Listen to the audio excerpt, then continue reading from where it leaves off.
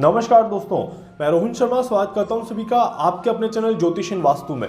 कैसे हैं आप सभी। आज हम यहां पर बात करने वाले एक बहुत ही ज़्यादा महत्वपूर्ण टॉपिक पर, एक ऐसा टॉपिक जिसके बारे में हम सभी जानना चाहते हैं। हम सभी ओमिक्रॉन से बहुत ज़्यादा डरे हुए हैं, बहुत ज़्यादा भयभीत हैं और ओमिक्रॉन हमारे दिमाग में कहीं ना कहीं बढ़ता जा रहा है, हमारे दिमाग में कहीं ना कहीं फैलता जा रहा है। जी हाँ, ओमिक्रॉन जितना ज़मीन पर नहीं फैल रहा है, जितना हमारे बीच में नहीं फैल रहा, उतना हमारे दिमाग में फैलता जा रहा है और उसके कारण से हम परेशान होते जा रहे हैं। यहाँ पर ओमिक्रॉन कब तक आखिर अपना डर बना के रखेगा या आखिर हम कब तक ओमिक्रॉन से डरते रहेंगे, इसके बारे में हम आज इस वीडियो में जानने की कोशिश करेंगे। साथ ही साथ मैं आपको बताऊंगा कि पैंडेमिक कब एंड होने वाला है, कोरोना वायरस का कब आखिर खात्मा होने वाला है। आखिर चलिए देखते हैं कि क्या कहती है कैलकुलेशन ज्योतिषीय माध्यम से। अब जो ग्रहों की गणनाएं बनती हैं ये किस डायरेक्शन में मूवमेंट में जाती हुई नजर आ रही हैं। देखिए, एक चीज तो यहां पर बहुत क्लियर है, बहुत ही ज्यादा क्लियर है कि पैंडेमिक पे फुल स्टॉप नहीं लगने वाला है, but it will be like dot dot dot dot, मतलब कि यहां पर कंटिन्यूअसली चलता रहेगा and the impact of the pandemic will be lesser और बहुत कम हो जाएगा, बहुत ही ज्यादा कम हो जाएगा। मतलब कि यहां पर इम्पैक्ट ऑफ द पैंडेमिक इतना कम हो जाएगा कि वो पैंडेमिक नहीं कहलाएगा, वो एक नॉर्मल फ्लू, जैसे मैंने पहले भी कहा था, it will be like a normal flu only. And Omicron ने उसकी शुरुआत तो कर दी है, इवन अभी भी चल ही रहा है। ओमिक्रॉन ने उसकी शुरुआत कर दी है, but now there is a challenge और there is a kind of a fear in our mind that omicron फैल जाएगा तो क्या करेंगे। ओमिक्रॉन पर तो दवाई भी असर नहीं कर रही, क्या करें। ओमिक्रॉन धीरे धीरे कहीं ना कहीं परेशानी क्रिएट कर रहा है। और अभी यहाँ पर एक और न्यूज़ भी आई थी कि ओमिक्रॉन से पहली डेथ भी हो चुकी है। तो ये एक बड़ा डर का माहौल सा बना रहा है। अब अगर हम थोड़ा सा चीज़ों को स्ट्रक्चराइज करें, चीज़ों को थोड़ा सा फ्रेम में बनाने की कोशिश करें, तो देखिए क्या शानदार फ्रेम बनती है यहाँ पर। ओमिक्रॉन की शुरुआत कब हुई या ओमिक्रॉन की न्यूज़ बाहर कब आई, इसको समझने की कोशिश करते हैं। जब चंद्र ग्रहण आ रहा था या चंद्र ग्रहण के दिन ही कहीं ना कहीं ओमिक्रॉन की न्यूज़ भी यहाँ पर बाहर आती हुई दिखाई दी। अब एक न्यूज़ ध्यान से समझिएगा, एक चीज़ को ध्यान से समझिएगा। If the impact and something is going to happen on a Surya Grahan, the impact of that particular thing is going to for a long time, like for a year, for a 6 months, 7 months, or 8 months. If any event or anything is happening on the moon eclipse, like lunar eclipse, चंद्र ग्रहण पर अगर कोई भी चीज होती है तो the impact of that particular thing is not going for the long term, मतलब कि उसकी सारी जो चीजें होती है उसके प्रभाव बड़े लंबे समय तक नहीं रहते हैं। जी हाँ, ये शास्त्रों में ऐसा कहा गया है कि चंद्र ग्रहण के जो प्रभाव होंगे वो नगण्य छोटे समय तक, मैक्सिमम 3 महीने तक रहते हैं, मैक्सिमम, जबकि 3 महीने तक नहीं रहते हैं, वो 45 डेज तक के अंदर अंदर ही अपना इम्पैक्ट दिखा देते हैं ज्यादा से ज्यादा। और सूर्य ग्रहण के जो प्रभाव है वो लंबे समय तक रहते हैं। इसीलिए आपको याद होगा जब पहली बार कोरोना वायरस की जब शुरुआत हुई थी तब सूर्य ग्रहण से इसकी शुरुआत हुई थी और दैट्स वाई ये चलता रहा और 1 साल तक तो इसका इम्पैक्ट बहुत ज्यादा था। मतलब कि 2019 सूर्य ग्रहण से लेके 2020 सूर्य ग्रहण तक के बीच में जो इसका इम्पैक्ट था ये काफी ज्यादा था। यहां पर अब जो चीजें हैं, मून इक्लिप्स की अगर हम बात करें, लूनर इक्लिप्स की अगर हम बात करें, जो चंद्र ग्रहण पर ओमिक्रॉन की शुरुआत हुई है। अब आप देखिए ओमिक्रॉन का पेस कितना ज्यादा स्लो है। पहली चीज, ओमिक्रॉन कितना ज्यादा नगण्य रूप में इफेक्ट दे रहा है, मतलब कि बहुत लोअर लेवल पे और बहुत धीरे धीरे फैलता जा रहा है। पीस और मून का effect itself in the Omicron, तो वो यहां पर बिल्कुल दिखाई देता है। साथ ही साथ ओमिक्रॉन की जो शुरुआत का जो बेस बना है वो भी बहुत ज़्यादा स्टेबल नहीं बना। ओमिक्रॉन को सपोर्ट किसका मिल गया, फिर ओमिक्रॉन क्यों अब तक एग्जिस्ट कर रहा है, ये भी एक बहुत बड़ा सवाल है। देखिए, समझने की कोशिश करिए प्लैनेटरी पोजीशंस के अकॉर्डिंग। जब ओमिक्रॉन की शुरुआत हुई थी, चंद्र ग्रहण से जब इसकी शुरुआत हुई थी, उसके ठीक बाद ओमिक्रॉन ने स्टेबल कर लिया अपने आप को प्लैनेटरी पोजीशंस के सपोर्ट से और हमें देखने को मिला सूर्य ग्रहण और हमें देखने को मिला मंगल का ट्रांजिट, मंगल केतु का योग और अंगारक योग के कारण से अभी तक भी ओमिक्रॉन यहाँ पर स्टेबल है। ओमिक्रॉन अभी तक भी अपना प्रभाव दिखाते जा रहा है। तो फिर यहाँ पर कोई वैक्सीन, कोई मेडिसिन काम नहीं करेगी क्या, वाकई में इतनी खराब स्थिति आ जाएगी? तो माय फ्रेंड्स, मैं आपको कह देता हूँ अभी कि इतनी खराब स्थिति आते हुए नहीं दिखाई देती, बिल्कुल भी नहीं दिखाई देती। ये बात आप नोट कर लीजिएगा।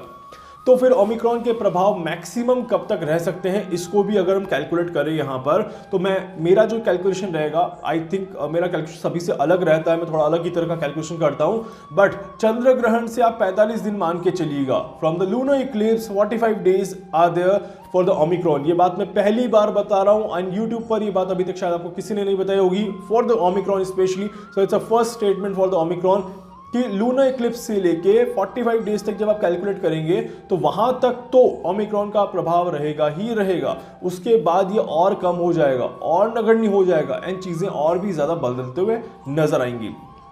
सूर्य मंगल का विस्फोटक योग जो था जिसने ओमिक्रॉन की पावर को बचा के रखा।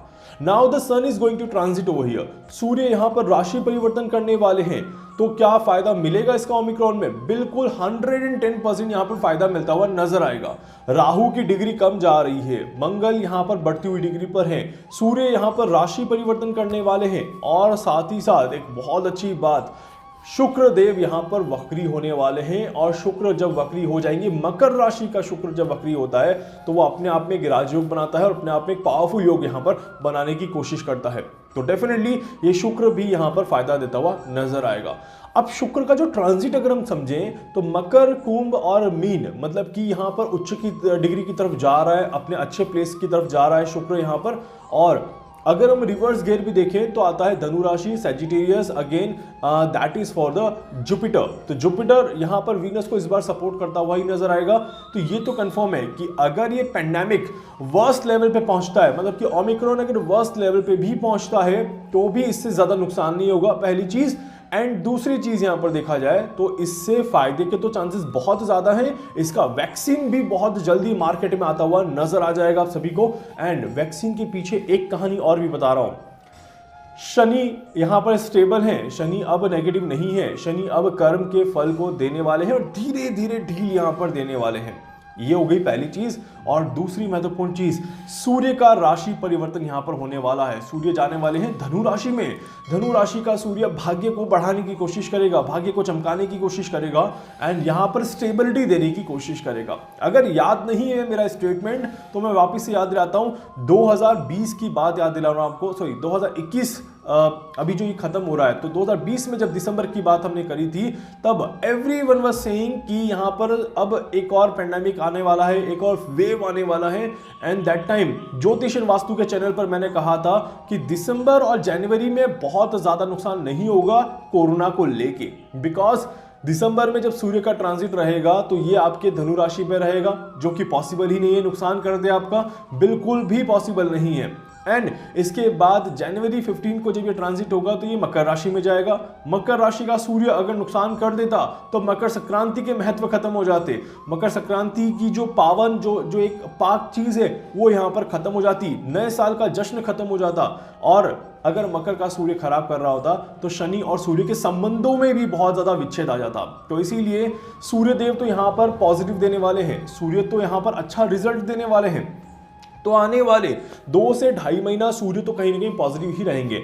जब किसी कुंडली में अगर सूर्य अच्छा हो जाए, अगर शुक्र अच्छा हो जाए, अगर जुपिटर का transit in the favourable way positive रहेगा, जब शनि यहां पर थोड़ा सा बैलेंस रहेगा, तो फिर वहां पर नेगेटिव होने के चांसेस कम रहते हैं। बिल्कुल खत्म नहीं हो जाते बट कम रहते हैं, क्योंकि नेगेटिव प्लैनेट भी अपना काम करेंगे। राहु रिवर्स गियर पर चल रहा है, राहु लग्न पे ट्रांजिट करेगा कालपुरुष की कुंडली में, वो अपना काम तो करेगा ही करेगा, ये तो कंफर्म है। बट राहु जब यहाँ पर शुक्र के घर से निकल के मंगल के घर पर जब पहुंचेगा तो उसकी कहानी बिल्कुल अलग होती है, वो कोरोना से, पेंडेमिक से रिलेटेड नहीं होती है, इस बात का ध्यान रखिएगा।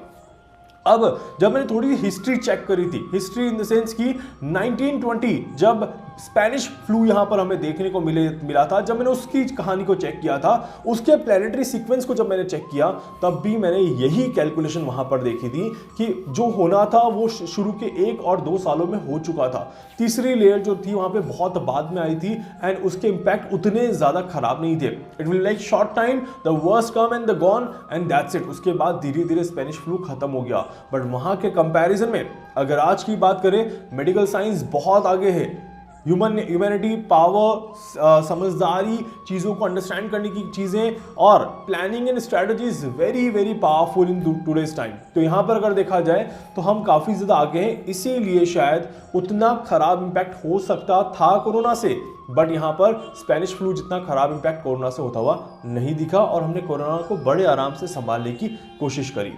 सो ओमिक्रॉन से डरने की जरूरत नहीं है, ओमिक्रॉन के डर को भगाने की जरूरत है और वो अब यहाँ पर भाग जाएगा क्योंकि सूर्य यहाँ पर ट्रांजिट करेंगे तो सूर्य आपको पावर देंगे, सूर्य आपको समझदारी देंगे एंड अपने आप को स्टेबल करने की कोशिश करेंगे। क्योंकि यहाँ पर अगर मैं कालपुरुष की बात करूं तो धनु राशि पर जैसे ही सूर्य पहुंचेंगे इनकी सीधी दृष्टि पड़ेगी तीसरे घर में, जो कि itself a confidence house. Mercury खुद अपने घर पे दृष्टि देता हुआ नजर आएगा और वो भी कहीं ना कहीं अच्छा रिजल्ट डालता हुआ यहाँ पर नजर आएगा। ओवरऑल अगर सारी प्लैनेटरी पोजीशंस को देखा जाए यहाँ पे तो मंगल थोड़ा सा नेगेटिव है बट फिर भी at the positive side only, तो कोई दिक्कत वाली बात नहीं है। केतु डेफिनेटली यहाँ पर नेगेटिव है अभी और केतु ही है जो कि सारी कहानी को रच रहा है, केतु ही है जो इतनी बड़ी कोशिश यहाँ पर करता हुआ नजर आ रहा है। राहु अब पॉजिटिव साइड में टर्न कर चुका है, राहु अब उतना नुकसान नहीं करेगा जब तक कि राहु 2 डिग्री या 3 डिग्री के अंदर अंदर ना आ जाए, तो इसीलिए तब तक तो राहु स्टेबल है, तब तक राहु सेफ है, राहु से डरने की जरूरत नहीं है। अब केतु और चंद्रमा ये 2 ही ऐसे ग्रह हैं जो बीच बीच में खिचड़ी पकाते रहेंगे, थोड़े थोड़े से ओमिक्रॉन के केसेस देते रहेंगे एंड हमें थोड़ा सा परेशान करते रहेंगे। बट चंद्रमा जो है वो मन का कारक है और आपके दिमाग को स्ट्रेस देता है, एंजाइटी देता है, डिप्रेशन देता है और वो ही यहाँ पर ये देता हुआ नजर आएगा। तो इसलिए बहुत ज़्यादा खराब प्रभाव नहीं दिखेंगे बट थोड़े थोड़े खराब प्रभाव यहाँ पर दिखते हुए नजर जरूर आएंगे। कि कुछ केसेस बनेंगे, कुछ कम हो जाएंगे। ओमिक्रॉन का डर अब समाप्त हो जाएगा और पेंडेमिक के अगर मैं बात करूं यहाँ पर when will the pandemic and, तो आपको ये भी मैं एक बात बता देता हूं कि pandemic is going to end now only because यहां से तो फ्लू में कन्वर्ट होने का प्रोसेस शुरू हो चुका है, मतलब कि the main impact of the pandemic has finished now. और यहाँ पर एक और चीज़ कहूँगा कि अब एक और नया वेरिएंट आएगा, कुछ ही दिनों की बात है, थोड़ा सा वेट कर लीजिए, फरवरी के आसपास तो नए वेरिएंट की दस्तक हो जाएगी जिसकी शुरुआत अभी से हो चुकी है।